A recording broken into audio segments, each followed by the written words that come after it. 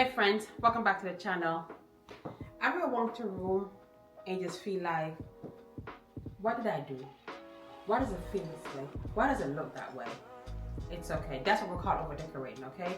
So, I'm guilty. I'm not passing no judgment.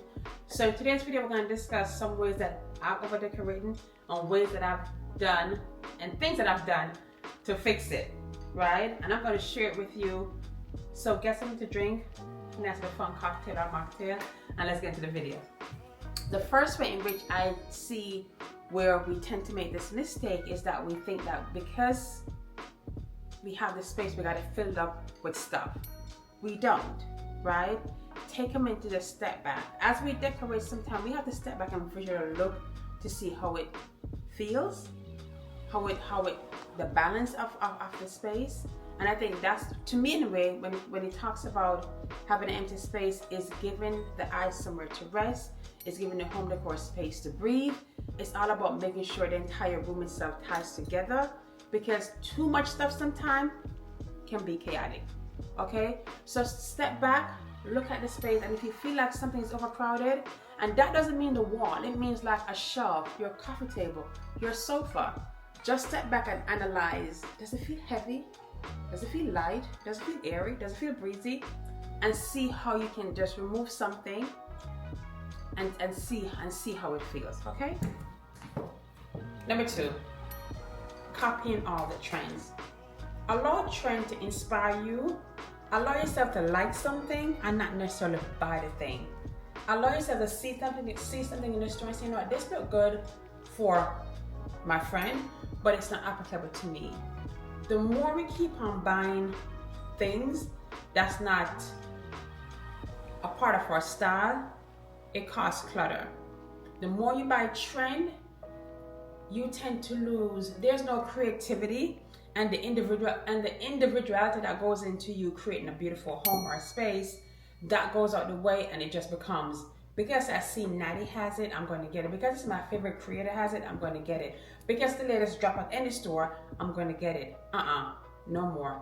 Step back, give a compliment, and you don't have to buy. The more we practice these simple things, the more I think you will start finding out what your style is, and the over-decorating slowly start to just minimize itself. It won't go overnight. It takes practice. It takes practice to implement these things, these new ideas that I'm sharing to you. That has helped me in so many different ways. Before you partake in a trend, ask yourself, do I like it? Or is it just because I see it trending? Do I like it, or is it just because I see my favorite creator has it? Do I like it, or because the store is pushing it in my face? Do I like it, or I just want to be a part of it, or I just want to be a part of the hit crowd? Let me know below.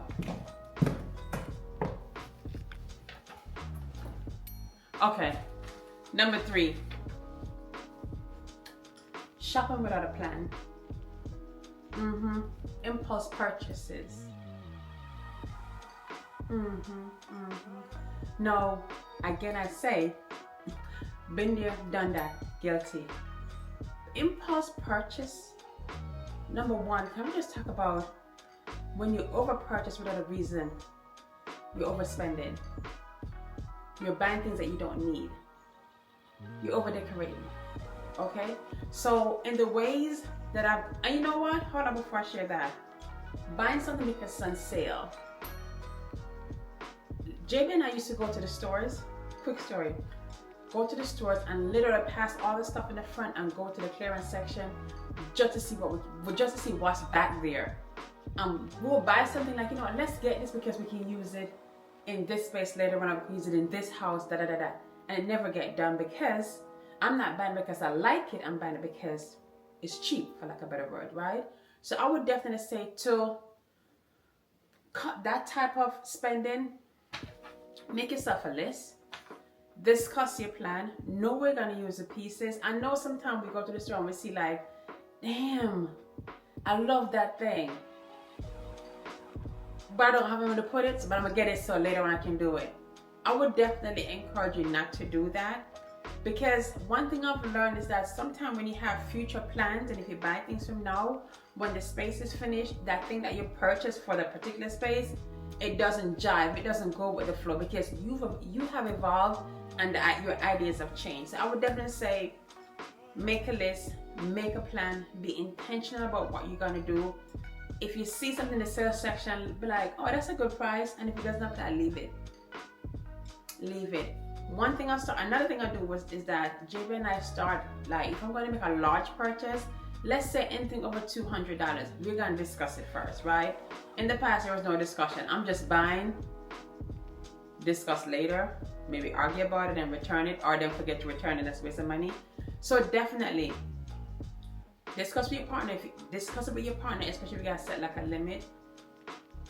Be intentional. Alright guys, number 4. Let's talk about editing your home, okay? That's something new, honestly, that I'm practicing and that I'm learning as well.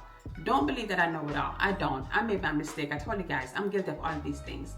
So editing your home means that you take inventory of what you have, right? So what I do sometimes is on my cabinets, we have all the little small home decor things. I go through it and kind of have donate, sell, trash.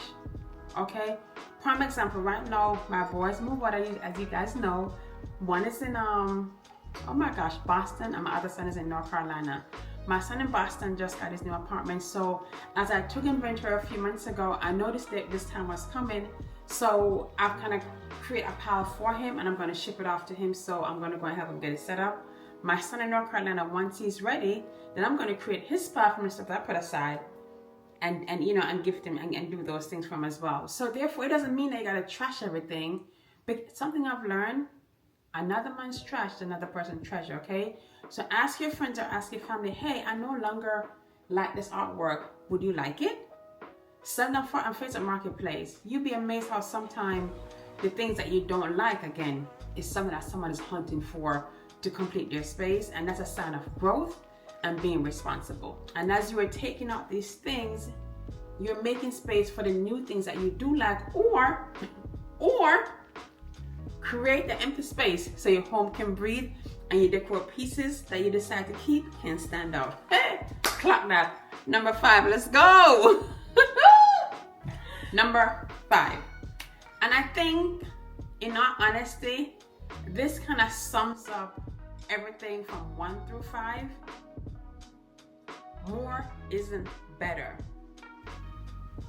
Quality over quantity. If you guys agree with that statement, drop me a clap hands in the comment section. More isn't better. You guys remember growing up how our grandparents or even our parents would have the sofa filled with pillow with nowhere to sit? Remember that? Or the bed, half of the bed has pillows, and when it's time to go to bed, it's like, is that thing? I used to be guilty of that too. When I first met JB, oh my gosh, it used to be an argument of how many pillows I had in the bed. It would drive him crazy. No, we have we have the sleeping pillows and then maybe like 2 or 3 different accent pillows. But before it was like 6 and 7. So tell yourself that quality over quantity. We don't need a bunch of vases, we just need a few to have to be an accent and to enhance our space. We don't need all the pillows on the sofa. I would love to sit and just have a pillow just to rest my hands on. I don't need a bunch of pillows where I don't need to work to be comfortable. Whoa! Give me that, give me that, give me that, give me that. The more things we have, the more we have to do. The more things we have is clutter, especially when the things have no importance to us. It just came from being impulsive. It came from just your own emotions. So try and cut back as much as possible. And even as you're cutting back from the more, make sure the things you're keeping mean something to you. If it don't mean nothing to you, honey, give it to somebody. Okay? Make some space on the sofa so your husband or partner can sit beside you and relax. I don't feel like, baby, all them pillows today? enjoy quality, enjoy intentionality, enjoy mindfulness. And I think once we practice these things, we realize it's not the amount of things that we have, it's the value, it's the memories, it's just all those things that come into play. Okay, so okay guys, this is the end of the video.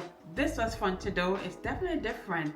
Tell me below which one of these mistakes you've made, or if I didn't list your mistake, tell me what it is, and then tell me how you fixed it, and tell me this is gonna help you. I would love to do more content around this.